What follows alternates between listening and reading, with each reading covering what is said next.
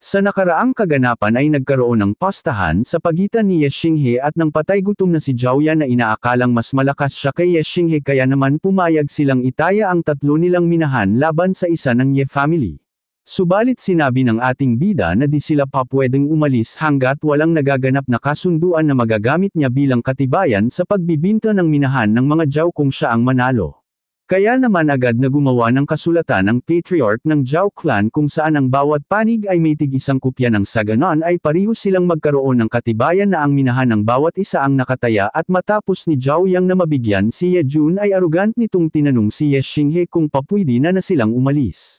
At nang makalayo na ang mga hangal ay sinabi ng patay gutom na si Zhao Yan na sa oras na magharap na sila ng ating bida ay pululuhuran niya ito sa hirap. Na ginatungan pa ng hangal nitong ama at sinabi nitong mabilis niyang tapusin si Ye Xinghe sa laban sa pag-aakalang mas mataas na ang level nito sa ating bida. Sa nakaraan ding tagpo ay tuluyan ng humingi ng tawad sa ating bida si Ye Xingyun na nakakita ng tunay na lakas ni Ye Xinghe dahilan upang magilty ito sa kanyang pinaggagawa nung una sa ating bida. At dahil sa mabuting katangian ng ating bida ay agad naman niya itong pinatawad at habang nakangiti ay sinabi nitong magkakapatid silang lahat sa clan kaya di kailangan pang pag-usapan ang nangyari na. Na makikitang na-appreciate naman ni Ye Xingyun at tuwang-tuwa itong napatawa na siya ni Ye Xinghe. Maya-maya pa ay seryusong sinabi ng ating bida kay Patriarch Ye Jun na lalabanan niya ang hangal na si Zhao Yan at kung sakaling matalo sila ay bukal nilang ibigay ang kanilang minahan nang sa ganun ay di na lumala pa ang sitwasyon subalit sinabi din ng ating bida na alam niyang kung mananalo siya ay di papayag ang Zhao clan ng basta-basta na lamang kaya kailangan niyang tawagin ang kanyang guro upang humingi ng tulong. Na seryoso namang tinugunan ni Patriarch Ye Jun at sinabi nitong kung yun lamang ang paraan upang di sila mabawasan ng miyembro ay yun na ang kanilang gawin. Maya-maya pa ay biglang sumilid sa isip ni Patriarch Ye Jun na tanungin si Ye Xinghe patungkol sa guro nito at bakit di niya ito nababanggit buhat nang bumalik siya sa kanilang clan. Na sinagot naman ni Ye Xinghe at sinabi niyang nung nasa Heavenly Star Academy siya ay kinuha siyang disciple ni Vice Principal Shu Li noon. Dagdag pa nito na kahit na na-expelled siya sa academy ay itinuturing parent siyang disciple ni Vice Principal Shu. At nang marinig ng mga ito ang lahat ng tinura ng ating bida na isa siyang disciple ni Vice Principal Shu ay lubha silang mga nagulat dahil di madali ang qualification para makuhang disciple ng may mataas na katungkulan sa academy. At dahil sa labis na pagkagulat ay di napigilan ng ilang muling klaruhin sa ating bida ang kanilang mga narinig. Dagdag pa ni Patriarch Ye Jun na bakit di man lang nito sinabi sa kanila simula pa lang na si Vice Principal Shu pala ang guro nito sa academy. Na marahan namang ipinaliwanag ni Ye Xinghe at sinabi nitong nang ma-expelled siya sa academy ay itinuturing parent siyang disciple nito subalit kung ipagsasabi niyang disciple siya nito ay baka madumisan pa ang pangalan ng Vice Principal. Dahilan upang walang maimik si Patriarch Ye Jun sa katalinuhan ng pag-iisip ni Ye Xinghe. Maging ang mga magulang nito ay agad namang naunawaan ang ibig sabihin ni Ye Xinghe at nagagalak silang dilang lakas ang umunlad dito kundi pati na rin ang pag-iisip nito. At dahil sa katalinuhang mag-isip ni Ye Xinghe ay napasabi pa si Patriarch Ye Jun na talagang nag-matured na ito. At maya-maya pa ay malakas na sinabi ni Patriarch Ye Jun sa lahat na mula ngayon ay wala munang papwedeng gumambala sa ating bida upang makapag-focus ito sa cultivation level nito na agad namang sinang-ayunan ng mga nakarinig. Nang biglang may isang cultivator ang malakas na nagsalita at nababahala nitong sinabi na mukhang may bago na naman silang kakaharaping problema na ipinagtaka naman ni Patriarch Ye Jun. At dagdag pa ng cultivator na ang young master ng Dark Moon Supreme Family na si Liang Yu ay kasalukuyan ng paparating sa kanila. Nalabis namang ikinabahala ng lahat maging ni Patriarch Ye Jun na napatanong pa kung anong ginagawa nito dito dahil mukhang malaki na namang problema ang pagdating pa lang nito. At sa isip-isip ni Patriarch Ye Jun habang may seryusong mukha na talagang ang araw na ito na ang pinakamalas na araw nila dahil kahit na nakatakas sila sa frying pan at bumagsak naman sila sa nagbabagang apoy.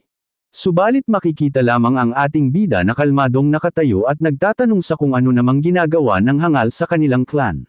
At nang marinig ng Patriarch ang sinambit ni Ye Xinghe na parang kilala niya ito ay agad niya itong kinlaro sa ating bida kung tama ba ang kanyang narinig. Na tinugunan naman ni Ye Xinghe at sinabi nitong kakilala niya ang hangal dahil pareho silang disciple ni Vice Principal Shu Li sa Heavenly Star Academy. Subalit sinabi din niyang wala din siyang idea sa kung anong ginagawa nito sa kanilang clan. Maya-maya pa ay maririnig na ang isang cultivator na ginagabayan si Liang Yu sa kung saan ang daanan. Kung saan makikitang kasalukuyan na itong papalapit sa kinatatayuan ng ating bida habang may maaliwalas na mukha ni Alice na wala itong planong magbigay ng problema sa Asher Feather Clan. Maya-maya pa ay makikitang nagulat din ito nang makita si Ye Xinghe na nakatayo sa kanyang harapan. Nang biglang may pagka-aroganteng tanungin ni Ye Xinghe si Liang Yu sa kung nag-aano naman ito sa kanilang clan. Kaya naman tila natatakot nitong binati ang ating bida sa matagal nilang di pagkikita at sinabi niya rin ang dahilan ng kanyang pagpunta kung saan baka may itulong siya kung sakaling magkaroon ng trouble.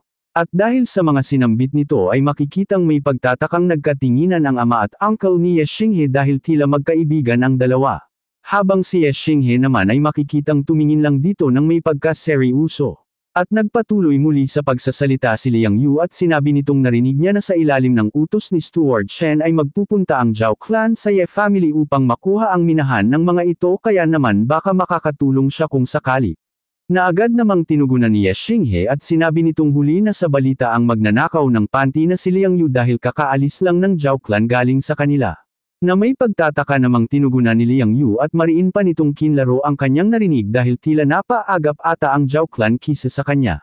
At kasunod ng marahan nitong pagpapaliwanag na di siya ang taong di karunong tumupad sa kasunduan at marunong siyang tumano ng utang na loob kaya naman nagkataon lang na mas nauna pa sa kanya ang Zhao family. Kaya naman tinanong na lang ni Ye Xinghe si Liang Yu kung talaga bang nagpunta ito sa kanilang clan upang i-inform lamang sila. Habang makikita naman sa paligid ang mga nakakasaksi sa pag-uusap ng dalawa na nagtataka sa kung bakit tila maayos ang pakikitungo ng Young Master ng Dark Moon Supreme Family sa ating bida. At muling bumalik ang focus kay Liang Yu at sinasabi nito sa ating bida na bukod sa gusto niyang i-inform ang Ye family sa mangyayari ay sinabi din itong di siya comfortable kay Steward Chen dahil kahit na isa lamang itong outsider na nagtatrabaho sa kanila bilang isang steward ay masyado itong nagiging arrogant sa kanya. At sa sinabi ni Liang Yu ay agad na naunawaan ng ating bida ang ibig nitong sabihin. At dahil sa alam niyang humihingi ito ng tulong sa kanya ay sinabi ni Ye Xinghe dito na sa darating na kalahating buwan ay may magaganap ng martial contest sa ilalim ng pangangasiwa ng Lin family at sa araw na yun ay lalaban siya kay Zhao Yan at di siya pa pwedeng matalo upang matulungan din siya nito pabalik. Na di naman naunawaan ni Liang Yu ang ibig sabihin nito kaya tinugunan lamang niya ito at sinabi niyang wala namang dapat ipag-alala si Ye Xinghe dahil madali lamang nitong matatalo ang hangal na si Zhao Yan dahil sa lakas na tinataglay ni Ye Xinghe. Kaya naman ipinaliwanag ni Ye Xinghe na ang ibig niyang sabihin ay baka di pumayag ang Zhao clan sa pastahan kung sakaling matalo ang mga ito. At nang maunawaan na ito ni Liang Yu ay sinabi nitong walang dapat ipag-alala si Ye Xinghe kung sakali dahil siya na ang bahala sa arrangement ng kanilang pastahan. Kaya naman tila napaisip ang ating bida dahil sa mga sinabi nito, sabay tanong kung ano naman ang sakaling kapalit ng ibinibigay nitong tulong sa kanila. Kaya naman may pagmamaang-maangan pang tumugon si Liang Yu at sinabi nitong para namang iba si Ye Xinghe kaya't wag itong magsalita ng ganito sa kanya dahil magkaibigan naman sila. Na agad namang tinugunan ni Ye Xinghe at sinabi nitong maalam naman siyang tumano ng utang na loob kaya't kung sakaling mga ilangan ito ay magsalita lamang siya. Kaya naman sinabi nitong makakaasa ang ating bida sa kanya dahil magkaibigan naman sila. At bigla nitong naalala ang isa pa niyang pakay kay Ye Xinghe at agad niyang sinabing nagpunta nga din pala siya sa ating bida upang ibigay ang ilang regalo. Kasunod nito ay agad na niyang iniutos sa kanyang mga kasamahan na ibigay na sa Ye family ang dala niyang regalo sa kanila. Kaya naman makikitang tila hirap na hirap sa paghila ng mga regalo ang mga tauhan ng Dark Moon Supreme Family kung saan madami itong dalang mga butil para sa Ye family. At sinabi ni Liang Yu na ang 260 na karga na butil ay para lahat sa miyembro ng Asher Feather Clan. At dahil sa dami ng butil na dala ng mga tauhan ng Dark Moon Supreme Family na halos katumbas na ng kanilang tribute sa buong 2 taon ay talagang labis na nagulat ang mga miyembro ng Asher Feather Clan sa dami ng regalo ng Young Master sa ating bida. Makikitang maging si Patriarch Ye Jun ay nagtatakang napapatanong sa ating bida sa kung anong ibig sabihin ng mga Reg Along ito sa kanya ng Dark Moon Supreme Family. Maya-maya pa ay sinabi ni Liang Yu sa ating bida na di na nito kailangan pang magpasalamat sa kanya dahil ito ay bilang ganti lamang niya sa pagliligtas nito ng kanyang buhay at bilang paghingi ng tawad sa mga nagawa niya dito nung unang araw ng kanilang klase. Subalit agad pa ding nagpasalamat dito ang ating bida dahil di maitatangging sobrang super na ito bilang isang regalo sa katulad niyang hamak lamang na commoner. At bago pa umalis si Liang Yu ay sinabi nito sa ating bida na darating siya sa martial contest upang maging saksi sa kung sinong mananalo sa kanilang dalawa ng hangal na si Zhao Yan. Na tinugunan naman ng ating bida sa paghingi niya ng pasensya sa inasal niya kanina dahil buong akala niya ay nagparito ito dito upang bigyan lamang siya ng sakit ng ulo. Kasunod nun ay tuluyan ng umalis si Liang Yu kasama ang kanyang mga maskuladong tauhan. Habang naiwan lamang ang ating bida na pinagmamasdan ang paglisan ng mga ito. Maya-maya pa ay tinanong na ni Patriarch Yejun ang ating bida sa kung ano nang gagawin nito sa lahat ng butil na kanyang natanggap. Kaya naman ito na ang sunod na pinag-isipan ni Ye Xinghe habang nakatingin sa lahat ng mga butil sa kanyang harapan. At makalipas ang ilang pag-iisip ay sinabi ni Ye Xinghe na ipamigay na lang ang lahat ng butil sa kanilang mga nasasakupan dahil lubha itong madami para sa kanyang pamilya. Na dahilan kung bakit na guilty si Patriarch Yejun at sinabi nito sa ating bida na lubhang madami nang naitulong si Ye Xinghe sa kanilang clan kaya naman sana ay wag itong magtanim ng sama ng loob sa kanilang lahat dahil nagkamali sila nung una.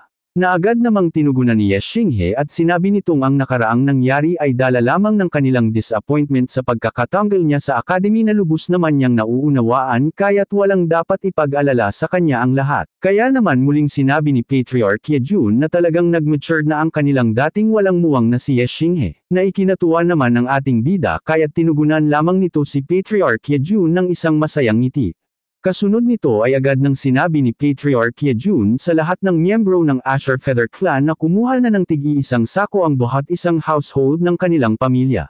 Kaya naman makikitang masayang-masaya ang lahat habang buhat-buhat nila ang ayuda mula sa ating bida na animoy mga kabarangay ko lamang. At habang ang bawat isang miyembro ng Asher Feather Clan ay kumukuha ng ayuda ay may biglang naalala si Patriarch Yejun na makakatulong sa pagpapaangat ng level ni Ye Xinghe. At sinabi nito kay Ye Xinghe na sa kabila ng bundok ng Blue Carp Town ay may matatagpo ang isang lawa kung saan ang sinumang cultivator na magpunta dito para mag-cultivate ay mapapabilis ang paglakas at pagtaas ng level kaysa sa ibang lugar. Na agad namang naalala ng ating bida na ito ang matatagpuan sa itaas ng burol kung saan sa kanyang pagkakaalam ay ipinagbabawal ang pagpunta dito. Na tinugunan naman ni Patriarch Yejun at sinabi nitong bawal lamang ito sa mga bata dahil sa ilang mga beast na lumalabas sa burol subalit wala itong magagawa sa ating bida dahil ang mga beast ay nagtataglay lamang ng third heavenly realm o mas mababa pa.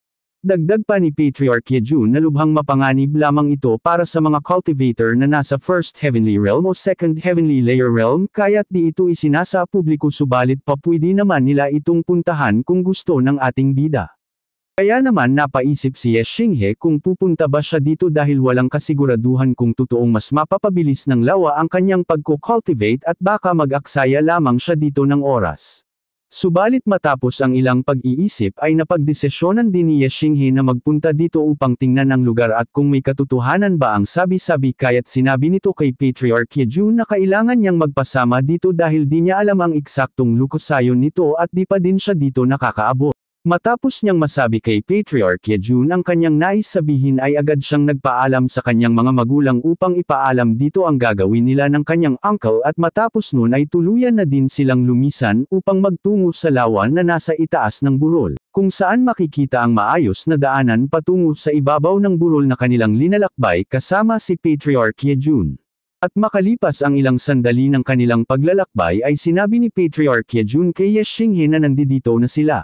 Habang tila nabigla naman ang ating bida sa kanyang nakita dito.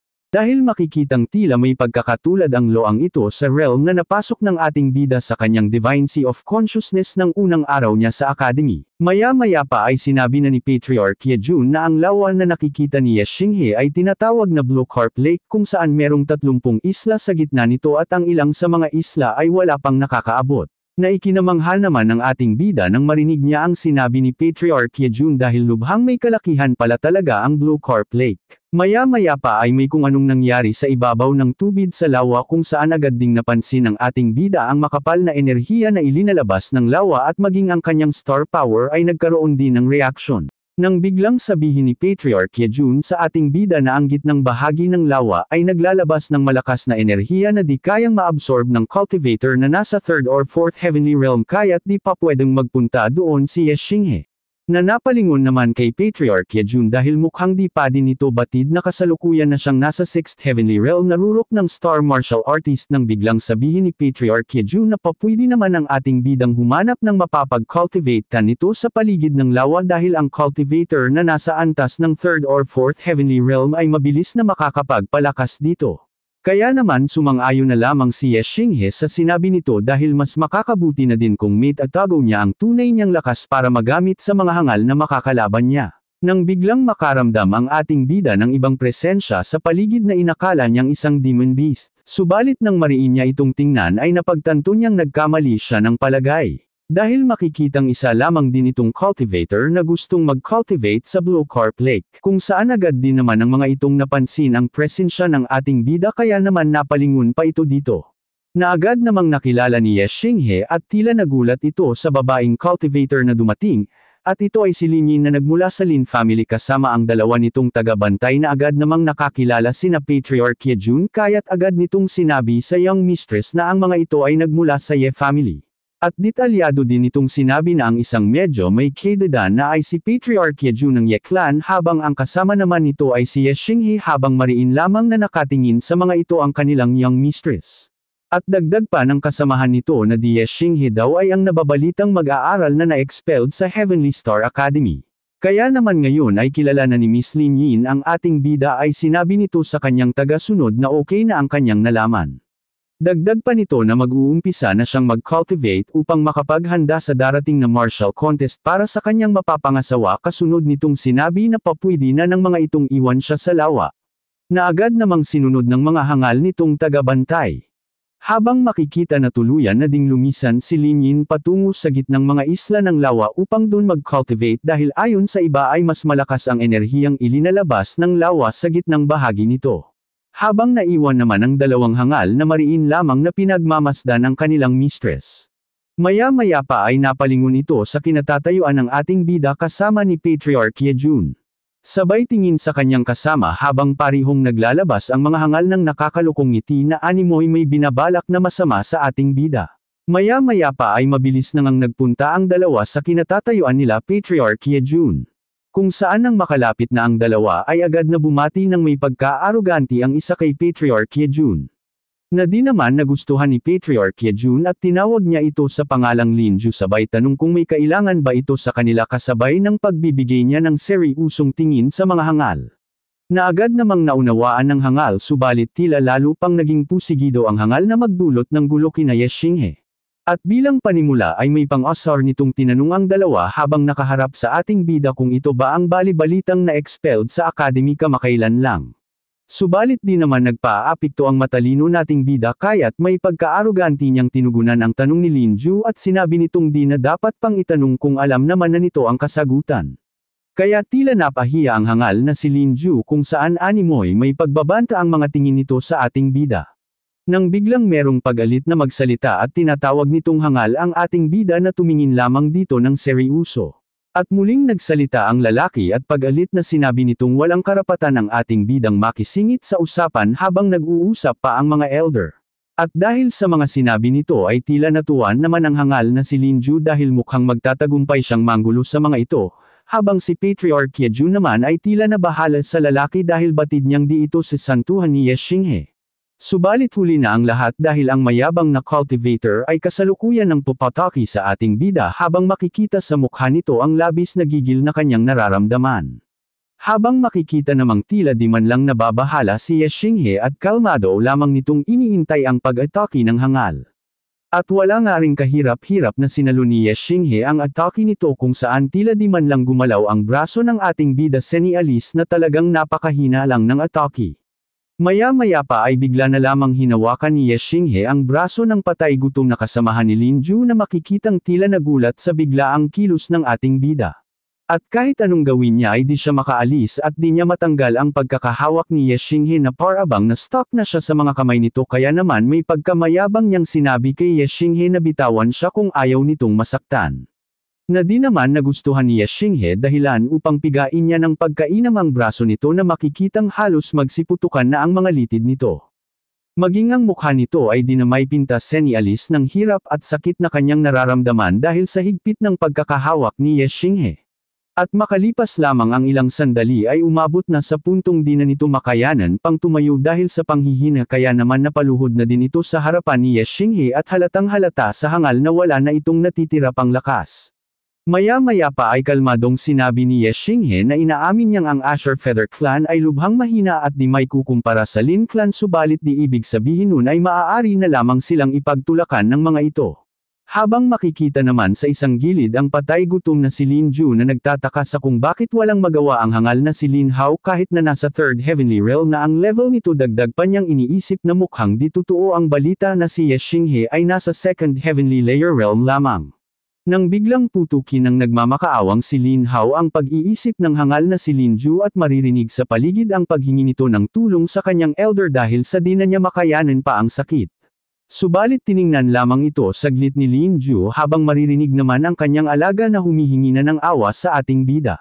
Habang talagang halos manuyo na ang buong katawan nito sa dami ng nailabas niyang pawis na sanhi ng matinding paghihirap, habang seryoso lamang itong pinagmamasdan ng ating bida at hinahayaang patuloy na maghirap dahil sa kapangahasan nito sa kanya. Nang biglang di na din makatiis pa ang patay gutom na si Lin Ju kaya naman mabilis din itong umatake sa ating bida habang mayabang na sinasabing mas makakabuti kay Ye Xinghe kung pakakawalan na nito ang kanyang alaga upang di na ito masaktan pa. Subalit may isang mabilis na pag-atake din naman ang sumalubong sa paparating niyang atake para kay Ye Xinghe. At makikitang ito ay si Patriarch Ye Jun kung saan makikitang matagumpay nitong nadipinsahan ang paparating na atake ng patay gutom na si Lin Ju para sa ating bida at dahil sa lakas ng salpukan ay nagkaroon sa paligid ng malakas na impact at bahagyang pagsabog dito. Nalabis namang ikinagulat ng hangal na si Lin Ju dahil ngayon din lamang niya napagtanto na mas mataas pala ang level ni Patriarch Ye Jun sa kanila. At upang di na lumala pa ang gulo ay may pagkamayabang nitong tinawag ang pangalan ni Patriarch Ye Jun. Na tinugunan naman ni Patriarch Ye Jun at kalmado niyang sinabing dapat ay alam ni Elder Lin Ju ang dapat nitong gawin dahil pag naglalaban ang mga bata ay dapat lamang na manood ang katulad nilang matatanda sa isang gilid. Na di naman nagustuhan ni Elder Lin Ju kaya't matapos nitong ibaba ang kanyang kamay dahil sa may katotohanan naman ang mga sinambit ni Patriarch. Ay pagalit naman niyang sinabi dito na kung ayaw nilang madamay pa ang kani-kanilang clan at lumala ang problema ay utusan nito si Ye Xinghe na bitawan na ang hangal niyang alaga na si Lin Hao. Kaya naman sinabi niya sa ating bida na wag nang palalin pa ang gulo at hayaan na lamang ang pangahas. Na agad namang naunawaan ni Ye Xinghe kaya't binitawan na rin niya ang pangahas na ni Lin Hao na makikitang namimilipit sa lapag dahil sa sakit na kanyang nararamdaman.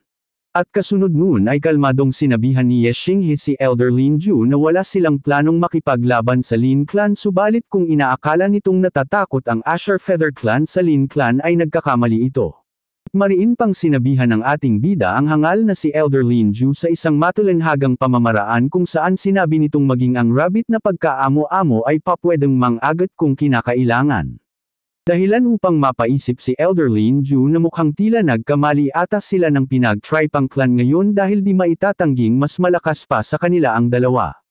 Habang ang hangal naman nitong alaga na si Lin Hao ay patuloy pa ring dinadama ang sakit na dulot ng pagkakahawak ni Ye Xinghe. Kung saan makikitang di peren ito tumitigil sa pag-iyak na animoy batang naagawan ng candy sa daanan. Kaya't sinabi ni Elder Lin Ju sa ating bida at kay Patriarch Ye Jun na mga naganap na ito ngayon ay lagi niyang tatandaan at umasa ang mga ito na babalik siya pagdating ng araw upang pagbayarin si Ye Xinghe sa ginawa nito kay Lin Hao. Sabay alis sa kasama ang hangal niyang alaga habang naiwan namang sina Patriarch Ye Jun na mariin lamang na pinagmamasdan ang paglisan ng mga patay gutom. At nang makalayo na ang mga patay gutom ay masaya namang binati ni Patriarch Ye Jun si Ye Xinghe dahil sa katapangan nitong ipinakita at dagdag pa ni Patriarch Ye Jun na wala na siya talagang dapat ipag-alala pa kay Ye Xinghe dahil sa lakas nitong tinataglay. Na tinugunan lamang ng ating bida ng masayang ngiti habang sinasabing maging ang kanyang uncle naman ay di rin maitatangging napakalakas. Guys, wag mo muna skip ang ating video dahil may gusto lamang sabihin ang lodi nyo. Guys, ipagpatuloy lamang ninyo ang pagsuporta hanggang sa maabot natin ng 10k subscriber at masaya na ang idol nyo sa channel na ta. Abangan sa susunod nating video ang mga kaganapan kung saan kakaumpisa pa lang ni Ye Xinghe mag-cultivate sa paligid ng lawa ay agad niyang mararamdaman ang bilis ng pagtaas ng kanyang lakas. At sa di inaasahang pagkakataon ay muli na namang makakatagpo ang ating bida ng isang divine artifact na nakatago sa ilalim ng lawa. Kung saan habang papalapit siya sa kakaibang bagay niyang nakita ay bigla na lamang magkakaroon ng reaksyon ang kanyang heavenly weapon na Frost Dragon's Halberd. Sa kasunod din nating video ay magaganap na ang martial contest ng Lin Clan dahilan upang masaksihan natin ang laban sa pagitan ng hangal na si Jowian at ng ating bida. Kung gusto mong magpatuloy sa ating kwento ay inaanyayahan kitang pindutin ang subscribe button pati na rin ang bell icon nang sa ganan ay mauna ka sa tuwing may bago tayong upload. Paki-like muna din ang ating video at mag-iwan ka na din ng komento para friends na tayo Lodi.